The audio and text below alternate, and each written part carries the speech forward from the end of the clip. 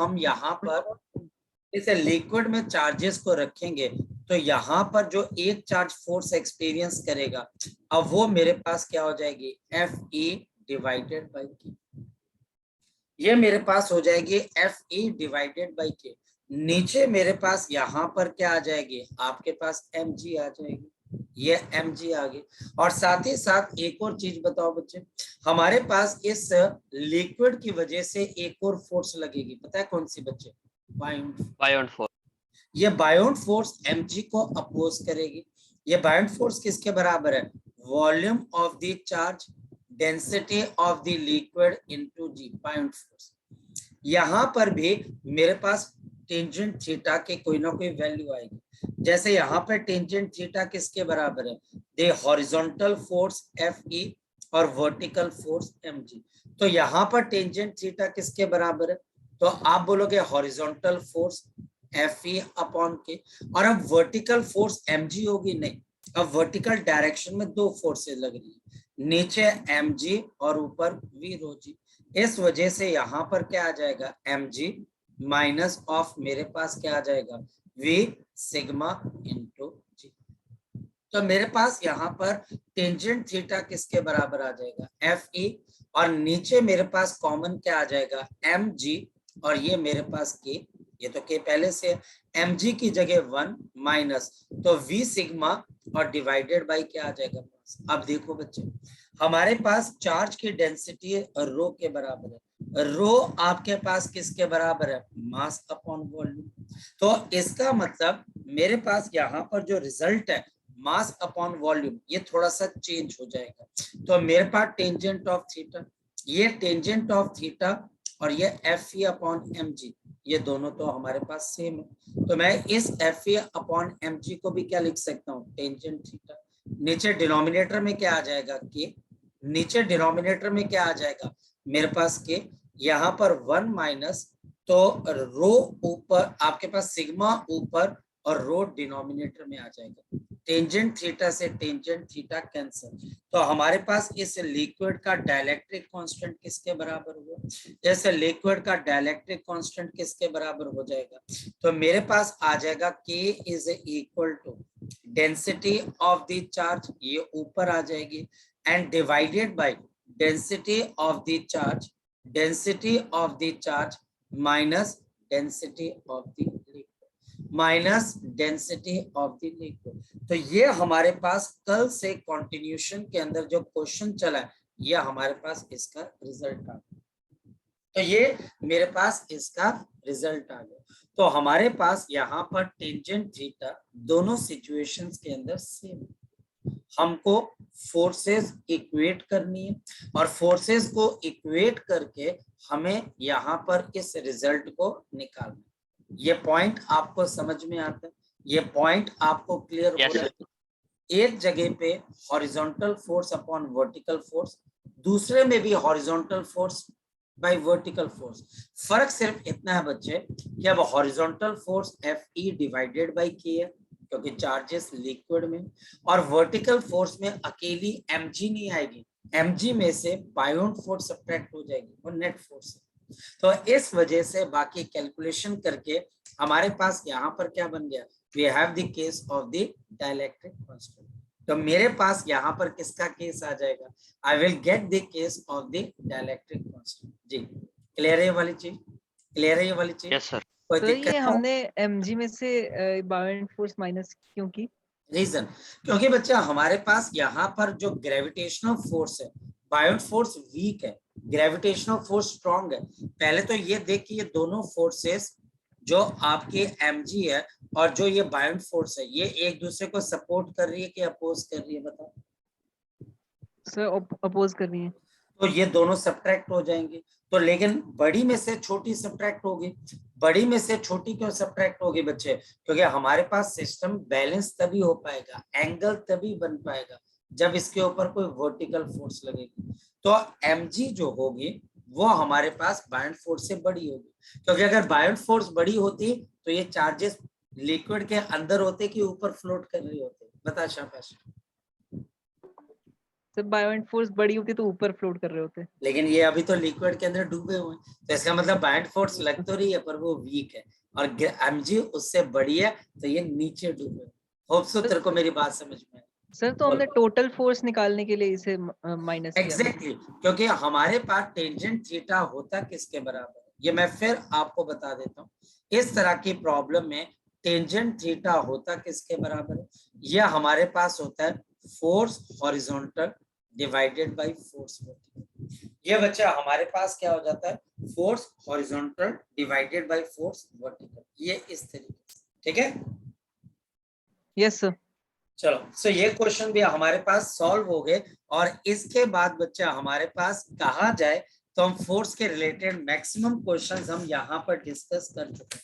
I think so हम यहाँ पर काफी क्वेश्चंस कर चुके हैं, और मुझे लगता है कि बच्चे हम यहाँ पर टाइम पीरियड भी हमने कर लिया, फोर्स हमने सारे के शेयरिंग ऑफ चार्जेस भी कर ली, तो मुझे लगता है कि अब हमें नेक्स्ट पॉइंट पर जाना चाहिए, और हमारा जो नेक्स्ट पॉइंट है वो हमारे पास है vector form of the electrostatic force.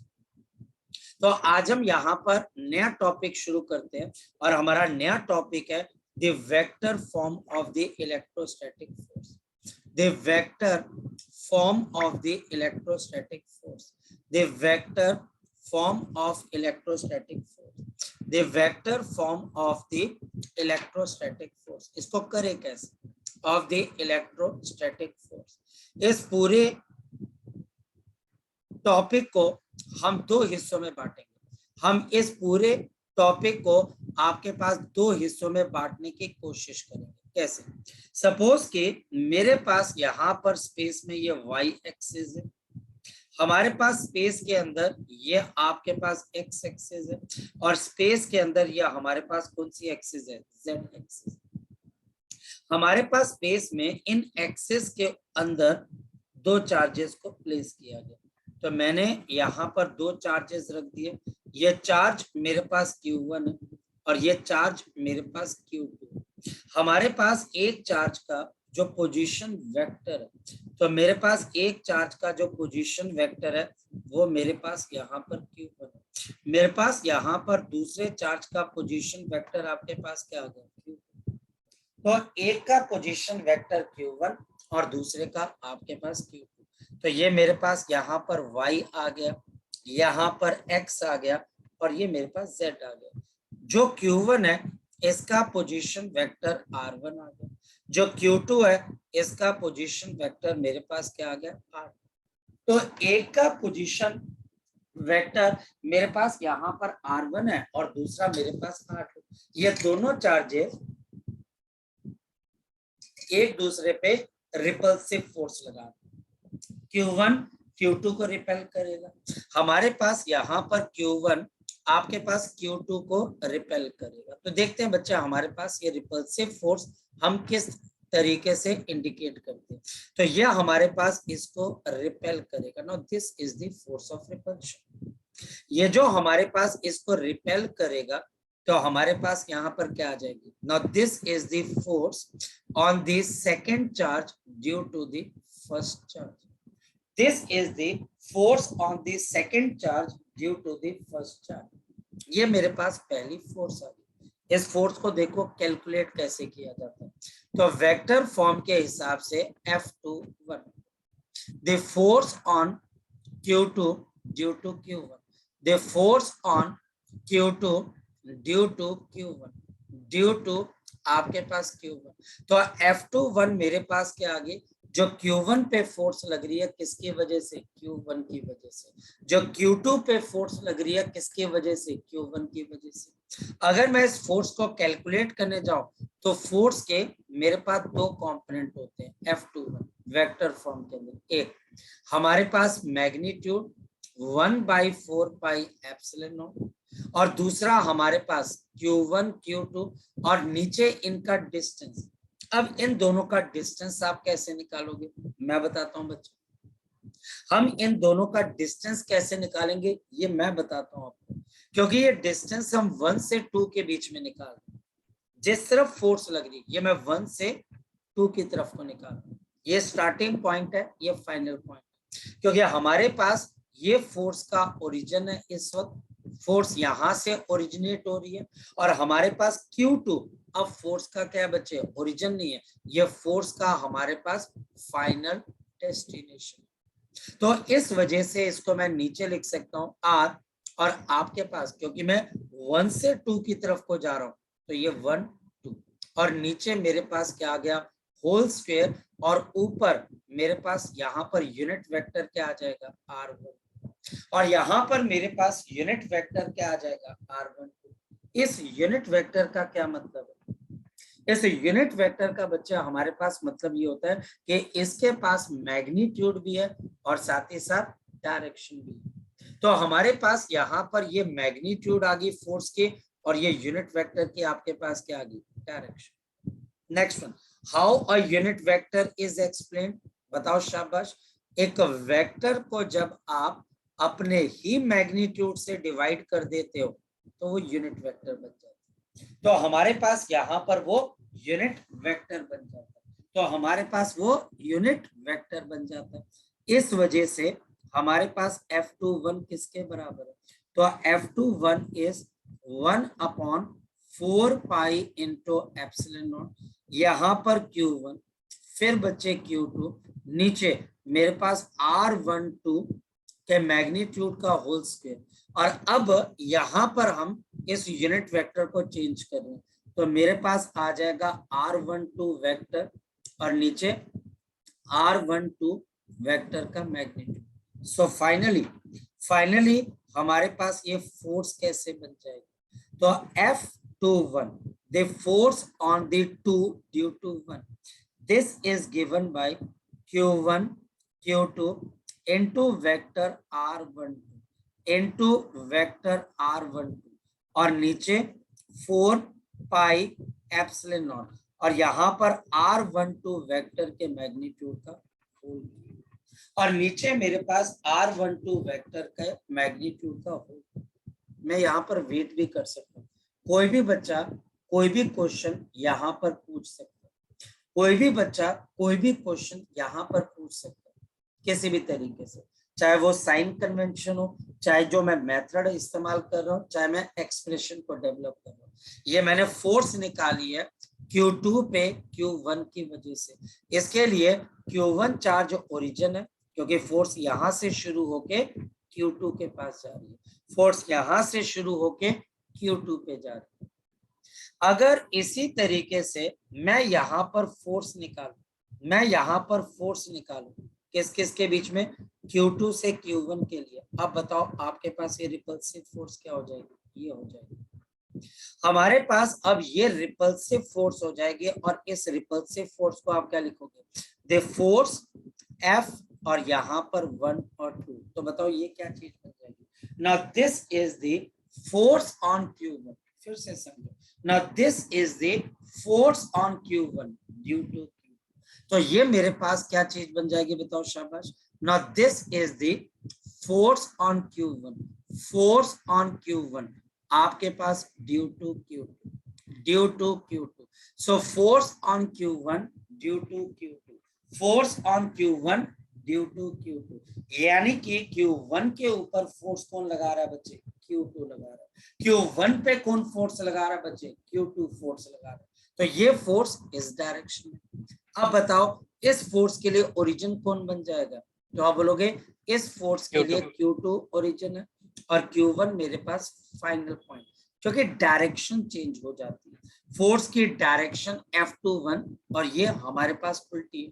अब सिमिलरली देखो बच्चे क्या लिखते हैं, similarly the force on Q1, the force on Q1, the force on the Q1 due to Q2, यानी कि Q1 पे जो फोर्स है वो Q2 की वजह से क्या लगेगी, जो फोर्स है Q1 पे वो Q2 की वजह से क्या लगेगी, तो बताओ हमारे पास क्या आ जाएगा, this is the force on 1 due to 2, जल्दी बता दो क्या आ जाएगा, this is Q1 into Q2। अब साइन चेंज हो जाएंगे, अब मेरे पास यहाँ पर R12 नहीं आएगा, R21 का वेक्टर, और नीचे मेरे पास 4 पाई एप्सिलॉन नॉट, और ये R21 के मैग्नीट्यूड का होल। और नीचे R21 के मैग्नीट्यूड का होल क्यूब, R21 के मैग्नीट्यूड का होल क्यूब। तो मेरे पास यहाँ पर क्या आ जाएगा, R21 के मैग्नीट्यूड का होल क्यूब। तो ये हमारे पास इसका रिजल्ट आ जाएगा। तो ये हमारे पास इसका रिजल्ट आ जाएगा। लेकिन अभी ये कहानी खत्म नहीं हुई। ये कहानी बच्चे हमारे पास अभी खत्म नहीं हुई। रीजन समझते हैं क्यों? हमारे पास पहली चीज जो मैं R12 बोल रहा हूं और जो मेरे पास R21 है, ये दोनों डिस्टेंस तो सेम है, सिर्फ इनकी क्या चीज डिफरेंस है, डायरेक्शन। आप Q1 से Q2 की तरफ को जाओ और Q2 से Q1 की तरफ को आओ। बताओ इन दोनों केसेस के अंदर क्या चीज होगी? इन दोनों केसेस के अंदर आपके पास क्या चीज हो जाएगी? हमारे पास जो डायरेक्शन है वो चेंज होगी, लेकिन मैग्नीट्यूड क्या रहेगा बच्चे, तो सेम। तो पहली चीज तो ये आ गई। दूसरी, यहाँ पर R12 बताओ किसका नेगेटिव हो जाएगा, माइनस ऑफ R21। ये इसका नेगेटिव हो जाएगा। क्यों भाई? Direction is different. मैं Q1 से Q2 जा रहा हूँ, है ना, Q1 से Q2 जा रहा हूँ, मैं Q2 से Q1 आ रहा हूँ, Q2 से Q1 आ रहा हूँ। मेरे हाथों का लेंथ तो सेम है, मेरे हाथों की लेंथ क्या बच्चे, सेम, लेकिन क्या चीज डिफरेंट है बताओ, शाबाश, डायरेक्शन। और इस डायरेक्शन की वजह से, इस डायरेक्शन की वजह से यहाँ पर हम नेगेटिव साइन लगा रहे हैं, लेकिन बच्चे ऊपर मॉड इसलिए लगा रहे क्योंकि डिस्टेंस से। इस चीज को हम पता है कहां पर अप्लाई करते, हम अप्लाई कर देते किसी भी एक इक्वेशन को। सपोज इस पे कर देता हूं, तो मेरे पास आ गया F12 का वेक्टर, ये मेरे पास क्या आ गया, Q1 Q2, और ये R21 की जगह क्या आ जाएगा, R12, लेकिन साथ में कौन सा साइन आ जाएगा, नेगेटिव, क्योंकि R21 नेगेटिव ऑफ क्या बच्चे, R12, तो नेगेटिव आ गया। और नीचे 4 पाई इंटू एप्सिलॉन नॉट, R21 की जगह क्या आ जाएगा, मेरे पास R12 के मैग्नीट्यूड का होल क्यूब, मैग्नीट्यूड का आपके पास क्या आ जाएगा, होल क्यूब। तो ये नेगेटिव है, ये नेगेटिव है। अगर मैं इस नेगेटिव को बाहर निकाल दूं तो अंदर क्या रह जाएगा, तो Q1 Q2, साथ में आपके पास R12, ये हमारे पास आ गया, और इसके डिनोमिनेटर में बताओ क्या चीज आ जाएगी, 4 पाई इंटू एप्सिलॉन नॉट R12 के मैग्नीट्यूड का होल क्यूब। अब एक बात देखो, इस फोर्स के अंदर और इस फोर्स के अंदर मैग्नीट्यूड वाइज तो कोई फर्क नहीं है।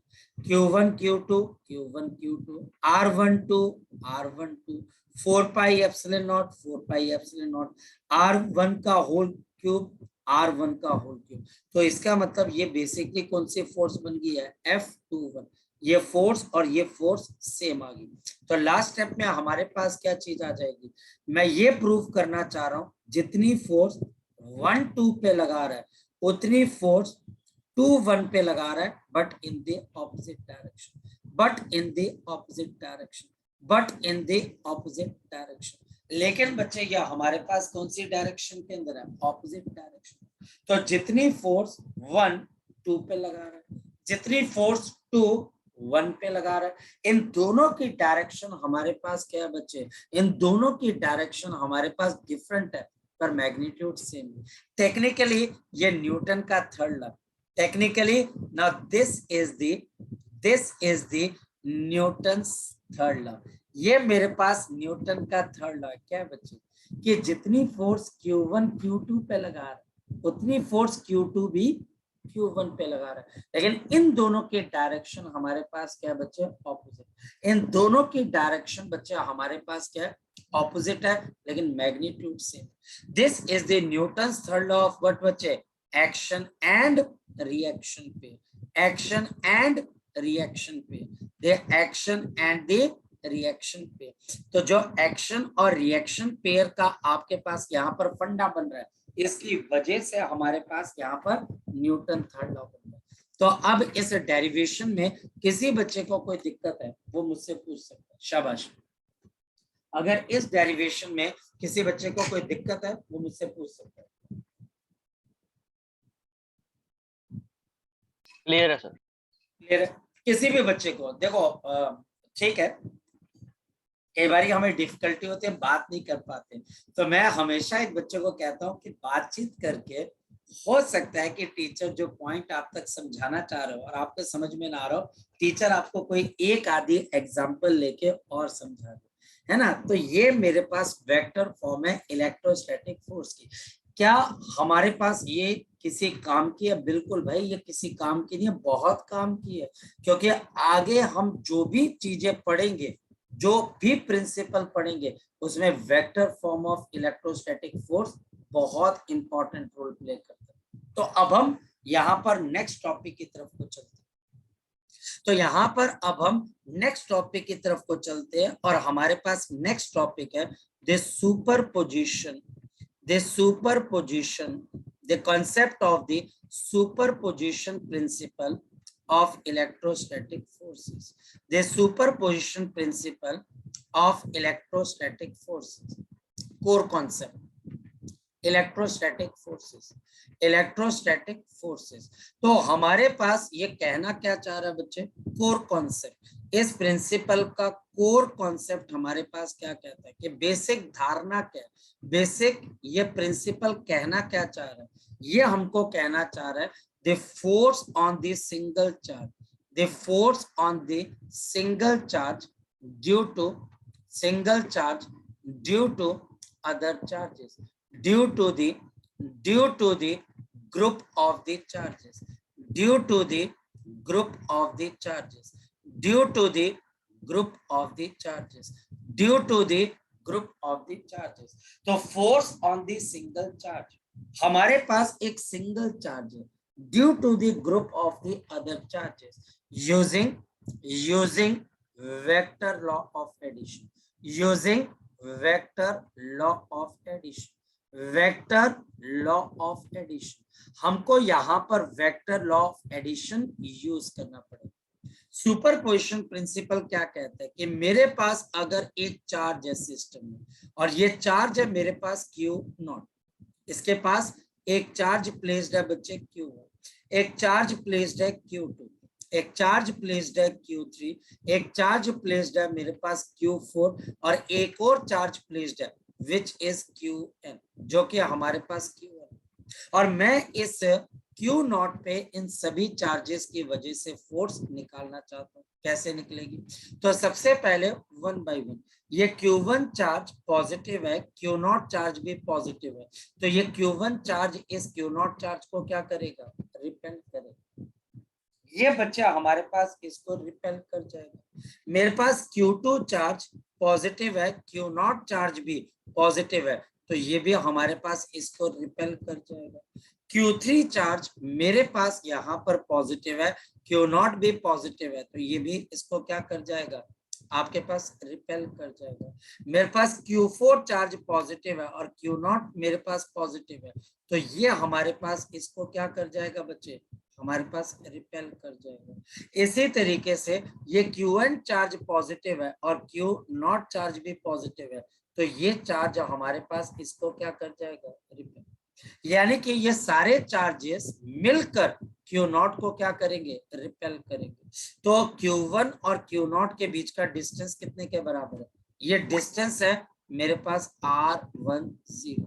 जो फोर्स लग रही है ये मेरे पास F0 पर। Q2 से लेके Q0 तक का डिस्टेंस R20 है, ये फोर्स मेरे पास लग रही है F0। दूसरी फोर्स Q3 आपके पास यहाँ पर Q3 0 पे है, ये फोर्स मेरे पास क्या लग रही है? F आपके पास 0।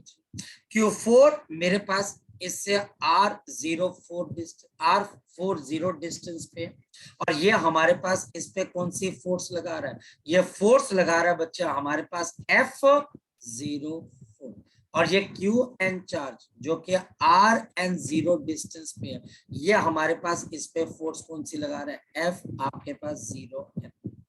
अब हम एक चार्ज पे एक से ज्यादा फोर्सेस कैलकुलेट करेंगे by using the coulomb force, और फिर जो फोर्स कैलकुलेट होगी कूलम्ब फोर्स से, जो फोर्स कैलकुलेट होगी उन सबका वेक्टर एडिशन करके नेट फोर्स निकालेंगे।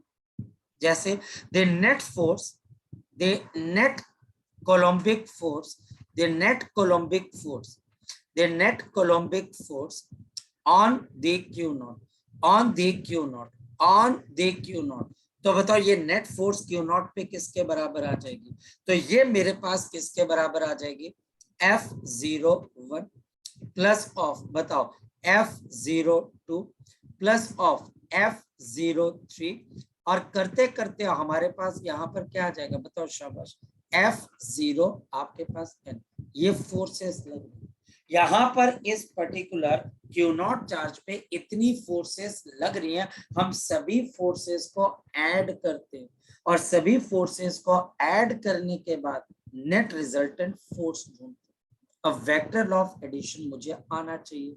अगर वेक्टर लॉ ऑफ एडिशन मुझे नहीं आता है तो मैं फंस जाऊंगा, तो वो तो मेरे लिए कंपल्सरी है। दूसरी बात, अगर हम आगे चलें तो हमारे पास ये फोर्सेस क्या क्या होंगी? जैसे पहली फोर्स 1/4 पाई एप्सिलॉन नॉट, मेरे पास Q1 Q नॉट, और यहाँ पर R10 वेक्टर, और नीचे R10 वेक्टर के मैग्नीट्यूड का होल क्यूब, ये हमारे पास होल क्यूब आ गया। इसी तरीके से मेरे पास नेक्स्ट क्या आ जाएगा? 1/4 पाई एप्सिलॉन नॉट, यहाँ पर मेरे पास Q2 इंटू Q नॉट, और ये मेरे पास आ गया R20 वेक्टर फॉर्म में, और नीचे मैग्नीट्यूड ऑफ R20 का होल क्यूब, और करते करते हमारे पास लास्ट क्या आ जाएगा? Plus of 1/4 pi epsilon not Qn into Q not, और Rn0 वेक्टर फॉर्म, और नीचे Rn0 वेक्टर का मेरे पास क्या आ जाएगा? होल क्यूब आ जाएगा। इसमें से हम यहाँ पर क्या सॉल्व कर सकते हैं? बताओ जरा। इसके अंदर से हम क्या कॉमन निकाल सकते हैं? तो 1/4 pi into epsilon, Q naught common आ जाएगा, सबमिशन ऑफ, मेरे पास यहाँ पर क्यू आई और ये Ri0, ये वेक्टर फॉर्म में, और नीचे Ri0 ये वेक्टर फॉर्म का मैग्नीट्यूड और इसका होल, ये नेट रिजल्टेंट फोर्स है। ये नेट रिजल्टेंट फोर्स है और ये वेक्टर लॉ ऑफ एडिशन है। बहुत सारी फोर्सेस पहले कैलकुलेट की जाएंगी इस हिसाब से कि वो हमारे पास अट्रैक्ट कर रही हैं या फिर रिपेल कर रही हैं, और उन फोर्सेस को बनाकर कैलकुलेट करके उनके बीच का वेक्टर एडिशन देखा जाएगा, उनके बीच का वेक्टर एडिशन देखा जाएगा। और सबसे इंपॉर्टेंट चीज क्या, सबसे इंपॉर्टेंट चीज क्या है? नो, आपके पास no third charge can affect, no third charge can affect, no third charge can affect force between any two charges, force between, the force between any two charges, the force between any two charges। हमारे पास कोई भी दो charges के बीच की force को, कोई भी दो चार्जेस के बीच की फोर्स को तीसरा चार्ज बिल्कुल भी अफेक्ट नहीं कर सकता, बिल्कुल भी अफेक्ट नहीं कर सकता। तीसरे चार्ज के आने से ना तो इलेक्ट्रोस्टैटिक फोर्स इंक्रीज हो जाएगी, और तीसरी फोर्स ना अगर हट भी जाए तो भी बच्चे फोर्स पे कोई फर्क नहीं पड़ता। ये कभी मत सोचना कि मैं एक चार्ज को दो चार्ज के बीच में ले आया तो इन दोनों की फोर्स डिक्रीज होगी, नहीं, नेट फोर्स इंक्रीज या डिक्रीज हो सकती है। इंडिविजुअल फोर्सेस अभी भी उतनी है, इंडिविजुअल फोर्सेस अभी भी उतनी है, याद रखना, इंडिविजुअल फोर्सेस अभी भी उतनी है। तो no third charge can affect the force between any two charges. Now ये अब आपकी बारी है, आप मुझे बताओ कि आपने यहाँ पर कोई अगर कॉन्सेप्ट दोबारा से पूछना हो। शाबाश, बोलो सर। ये लास्ट वाली लाइन रिपीट करना है एक बार दोबारा ये से। लास्ट लाइन ही तो सबसे मजेदार है, मैं बताता हूँ कैसे। देख, लास्ट लाइन ही तो मजेदार है, बाकी सब तो हो जाता है। लास्ट लाइन क्या बोलती है मैं समझाता हूँ। लास्ट लाइन ये बोलती है कि ये चार्ज है मेरे पास क्यू में, ठीक है, ये चार्ज है मेरे पास क्यू, ठीक है, और इन दोनों के बीच का डिस्टेंस r, बता इनके बीच की इलेक्ट्रोस्टैटिक फोर्स कितने के बराबर? इन दोनों के बीच में, Q1 और Q2 के बीच में, बोल शाबाश। तो तेरा जवाब होगा Q1 Q2 by upon R square। 4 pi epsilon not into r square. मान लिया जाए इन दोनों चार्जेस के पास तीसरा कोई चार्ज आ गया, बीच में लगा ले, चल ज्यादा अच्छा है कि तू बीच में लगा ले ताकि तेरी कंफ्यूजन सारी दूर हो जाए। मान लो कि एक तीसरा चार्ज दोनों के बीच में आ गया और ये Q3, इस Q3 के इन दोनों के बीच में आने से इन दोनों के बीच के फोर्स के ऊपर क्या फर्क पड़ेगा? कोई फर्क नहीं पड़ेगा। क्या फर्क पड़ेगा? अब कोई बच्चा बोलता है सर ये तीसरा चार्ज आ गया, ये भी Q1 पे फोर्स लगाएगा। बिल्कुल लगाएगा। जे Q2 अगर इसको रिपेल कर रहा था तो Q3 भी इसको रिपेल करेगा। ऐसा करने से Q1 की नेट फोर्स चेंज हुई है। Q1 की, मेरी बात समझ पा रहे हो मैं क्या बोल रहा हूँ? हमारे Yes, पास sir. ऐसा करने से नेट फोर्स चेंज हुई है, लेकिन अभी भी Q1 और Q2 के बीच की फोर्स क्या है? वही जो पहले पुराने। मेरी बात को कुछ अंडरस्टैंड कर पा Yes, रहे हो? sir. ये पॉइंट है। तभी तो बच्चे हम क्या बोलते हैं, जब हम चार्जेस को मीडियम के अंदर डालते हैं, तो मैंने क्या बोला था कि मीडियम के अंदर जब हम चार्जेस को डालते हैं तो ये बहुत बड़ी मिसकॉन्सेप्शन है, चार्जेस के बीच की फोर्स डिक्रीज हो जाती है। चार्जेस के बीच की फोर्स अभी भी उतनी है, जो एक चार्ज एक्सपीरियंस कर रहा है फोर्स, वो डिक्रीज हुई।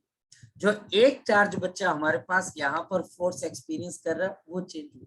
तो तीसरे चार्ज के आने से जो दो चार्जेस हैं उनके बीच की फोर्स पे कोई फर्क नहीं पड़ा, लेकिन हाँ तीसरे चार्ज की वजह से नेट फोर्स जो एक चार्ज, दोनों चार्ज जो एक चार्ज एक्सपीरियंस करता है उसके अंदर चेंज आ जाता है। तो तीसरा चार्ज दो चार्जेस के बीच की फोर्स को कभी चेंज नहीं कर सकता, नेट फोर्स को चेंज कर सकता है। ठीक है, क्लियर होगी Yes, बात? sir. थोड़ा सा घुमा फिरा कर, लेकिन ठीक है कर जाओगे। थोड़ा सोच के देखोगे, टाइम दीजिए अपने दिमाग को, आपका टाइम इस बात को अपने आप कैच करेगा, मानने भी लगेगा। आगे चलते।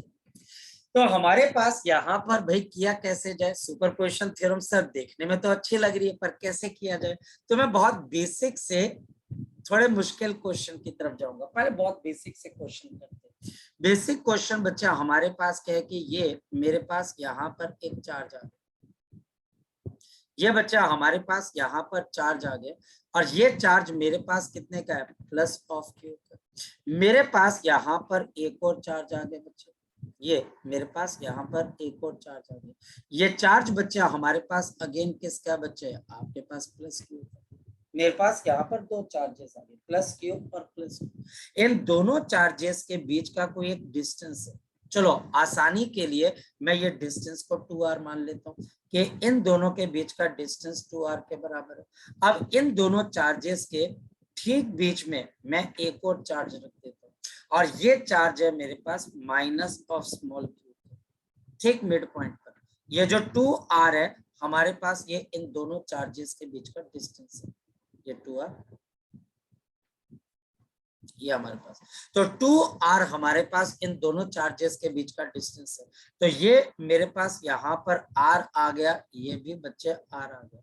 मुझे नेट फोर्स निकालनी है। Find the net force on the charge minus, on the charge minus, on the charge minus Q। तो मुझे माइनस Q चार्ज के ऊपर क्या निकालनी है बच्चे? नेट फोर्स निकालनी। मुझे माइनस Q चार्ज के ऊपर क्या निकालनी है बच्चे? यहाँ पर मुझे क्या निकालनी है बच्चे? एक फोर्स को निकालनी। तो ये जो बच्चा हमारे पास यहाँ पर फोर्स निकलेगी, ये कैसे निकलेगी जरा चेक कर लेते हैं। तो मेरे पास यहाँ पर है क्या बच्चे? फोकस करना।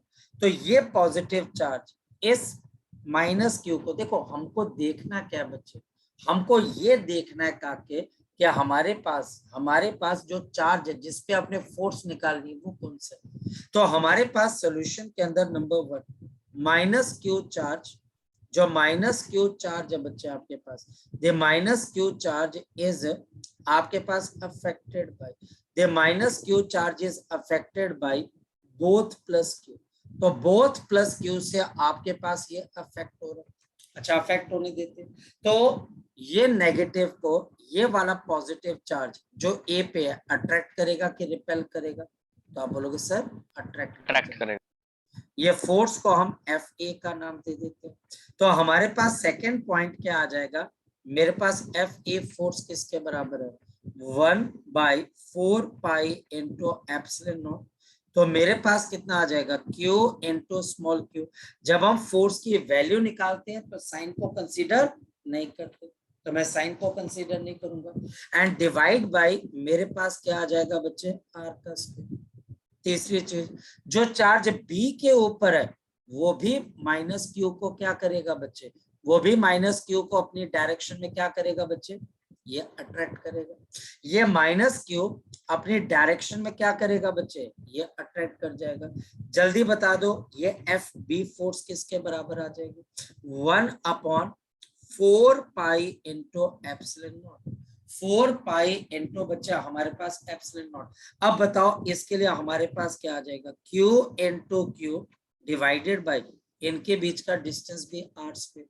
अब बताओ कि ये जो ए फोर्स और बी फोर्स है, वेक्टर्स हैं, इन दोनों फोर्सेस के बीच का एंगल कितने के बराबर है, 180 डिग्री। याद रखना अगर दो वेक्टर्स के बीच का एंगल 0 डिग्री है या दो वेक्टर्स के बीच का एंगल 180 डिग्री है, 0 डिग्री पे ये डायरेक्ट आपके पास क्या हो जाएंगे, ऐड हो जाएंगे।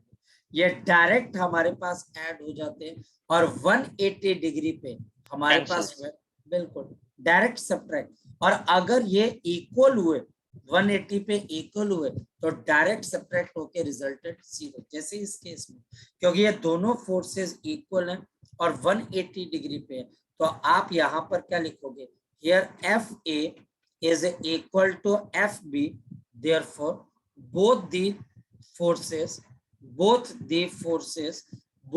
the forces cancels out each other, cancels out आपके पास क्या आ जाती है, each other। ये एक दूसरे को हमारे पास यहाँ पर क्या कर देती है, कैंसल आउट। तो हमारे पास net force on minus Q naught किसके बराबर है, तो net force on minus Q किसके बराबर है, तो ये कैंसिल होके क्या रिजल्ट प्रोड्यूस कर देगी, सी। जी लग गया पता, लग गया पता बच्चे? yes, ठीक है। नेक्स्ट कोई बच्चा, किसी बच्चे को कोई डाउट हो, क्योंकि मुझे यहाँ पर माइनस क्यू के ऊपर नेट फोर्स निकालना, मुझे यहाँ पर माइनस क्यू के ऊपर क्या निकालनी बच्चे, नेट फोर्स निकालनी। तो सर इससे हमको ये रिजल्ट मिल गया कि जब भी कोई चार्ज अपोजिट साइन का सेंटर में रहेगा तो उस पे 0 हमेशा चार्ज रहेगा। नहीं, ये तब है बच्चे जब दोनों फोर्सेस इक्वल हुई तब, क्योंकि यहाँ पर ये दोनों फोर्सेस इक्वल थे। यहाँ से आपको सिर्फ इतना रिजल्ट मिला कि अगर आपके पास साइड पे दो पॉजिटिव चार्ज है और बीच में नेगेटिव चार्ज है तो जो फोर्सेस होती हैं वो एक दूसरे से सब्ट्रैक्ट होती हैं। यहाँ पर हुआ क्या, सब्ट्रैक्शन का रिजल्ट 0 आ गया क्योंकि दोनों फोर्सेस इक्वल थी, दोनों फोर्सेस इक्वल थी।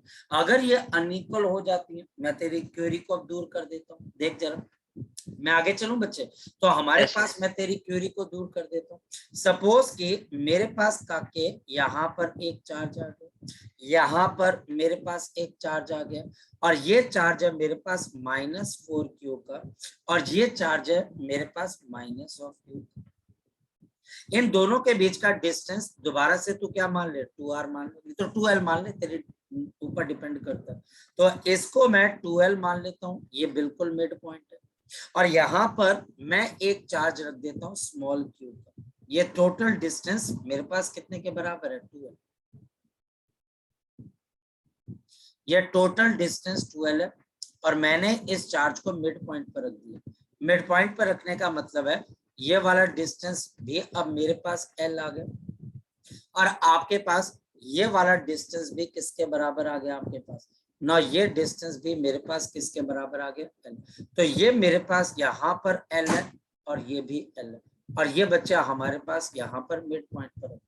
अब टीचर मुझे क्वेश्चन क्या पूछ रहा है, find net force on the charge at mid point, find the net force on the charge at midpoint, on the charge at the midpoint, find the net force on the charge at midpoint। तो mid point के ऊपर जो मेरे पास charge को place किया गया इसके ऊपर मुझे बताना है कि नेट फोर्स आपके पास किसके बराबर हो जाएगी।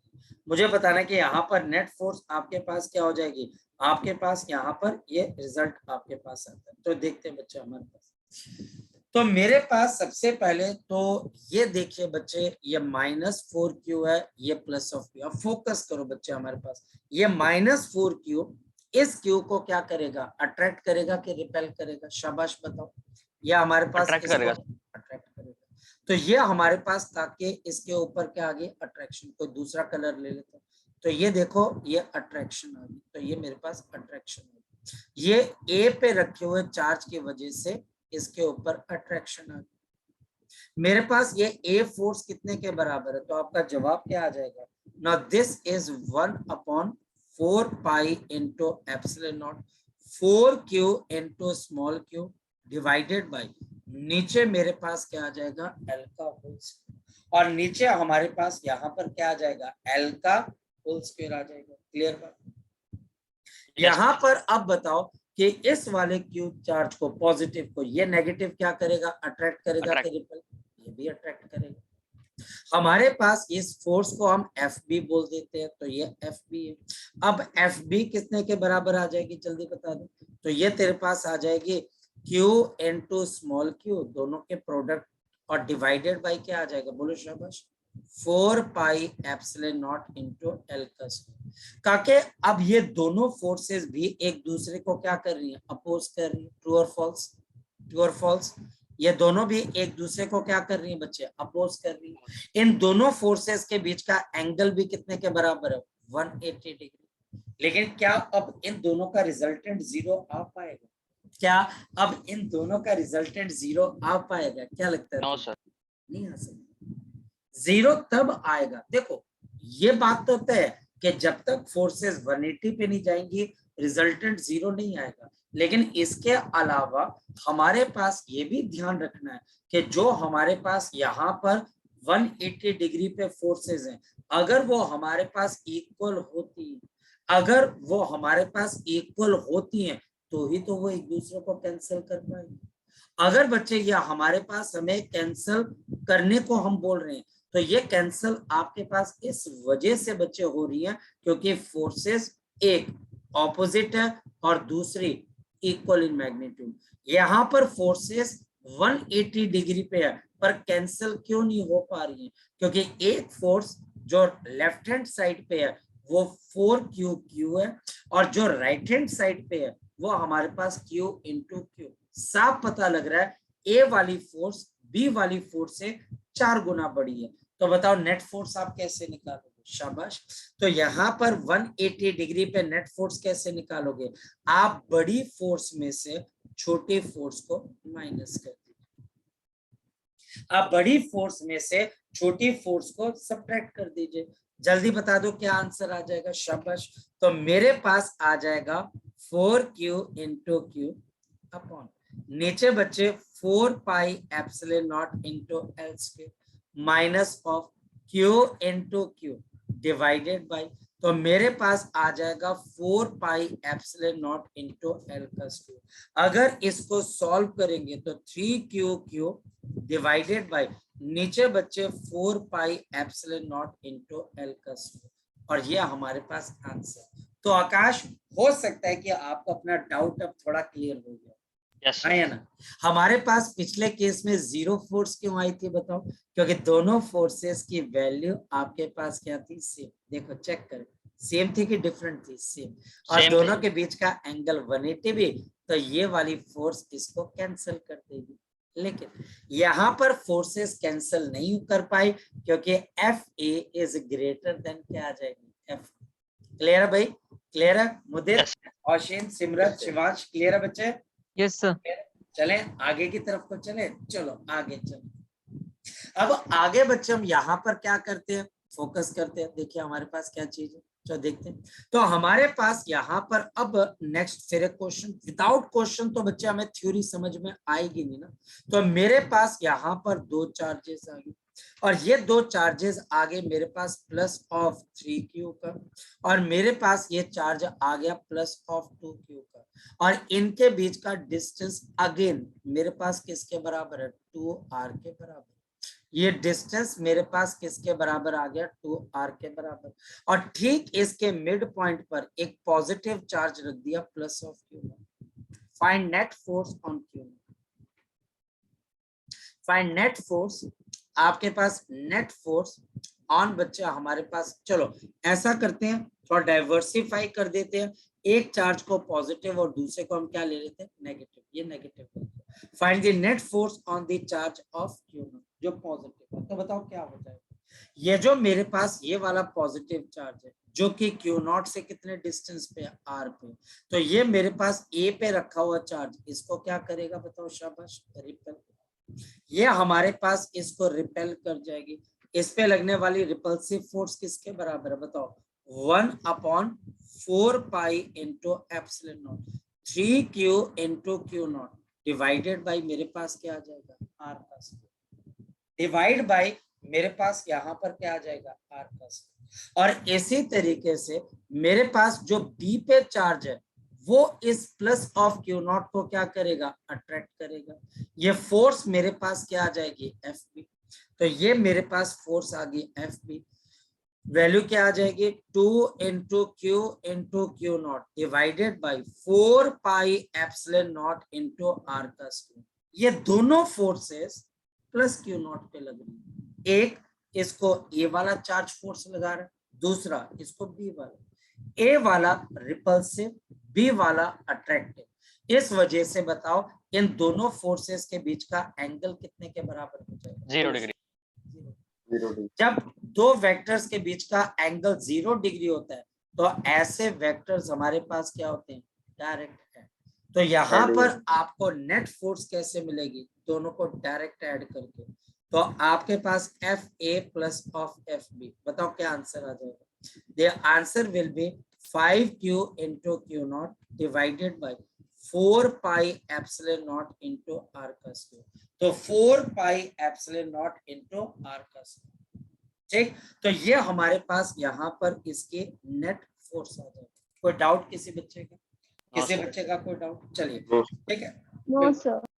तो हमारे पास बच्चे आगे आगे क्वेश्चन थोड़ा मुश्किल होने वाला है, हम टाइम पे कंप्लीट नहीं कर पाएंगे, 2 से 3 मिनट का टाइम रह गया। तो कोई बात नहीं बच्चे, अगर तो आपका किसी का डाउट है तो ठीक है बच्चे, वरना अब हम इसको कल कंटिन्यू, कल न्यूमेरिकल्स होंगे, तब तक आप इसको पढ़ लीजिए, ठीक है बेटा, तब तक आप इसको पढ़ लीजिएगा, क्योंकि फिर नेक्स्ट क्लास का कई बच्चों का टाइम हो जाएगा। चलिए ओके बच्चे, बाय बाय, टेक केयर, अपना ध्यान रखना बच्चे।